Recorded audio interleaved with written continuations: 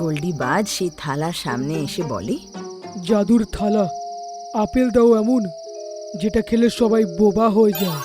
তখনই থালায় একটা আপেল চলে আসে আর গোল্ডি সেটা পায়ে নিয়ে উড়ে যায়। উড়েও মিনু পাখির বাসার কাছে যায় আর লুকিয়ে দেখতে লাগে।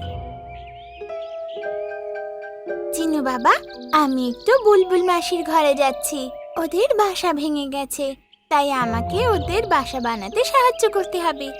ঠিক আছে মা, তুমি যাও, আমি এখানেই আছি। তো মিনু পাখি সেখান থেকে উড়ে যায়। তখনই গোল্ডি বাজ গিয়ে বাসায় সেই আপেলটা ফেলে আসে। আরে, এই আপেলটা কোত্থেকে এলো? এটা তো আমার ফেভারিট। ও ওপর দিকে দেখেই তো কিছু দেখতে পায় না। ঠিক আছে, কোনো ব্যাপার না, আমার বাসা আছে, তা আমি খাবো না। চিনু ওতে ঠোঁট দিয়ে ঠুকরে ঠুকরে খেতে লাগে। আর কিছুক্ষণ পরই আহ, আহ, আহ, আমার গলায় কি ব্যথা করছে কেন? আহ, আহ। ওর গলায় ব্যথা হয় আর ওর আওয়াজ চলে যায়। তখনই মিনু চিড়িয়া ফিরে আসে। আমার সোনা মেয়ে চিনু, এখন তোর জন্য আমি খাবার আনছি, ঠিক আছে? চিনু কিছু বলতে চাইতো, কিন্তু ওর চোখ দিয়ে ঝরঝর করে জল পড়ে।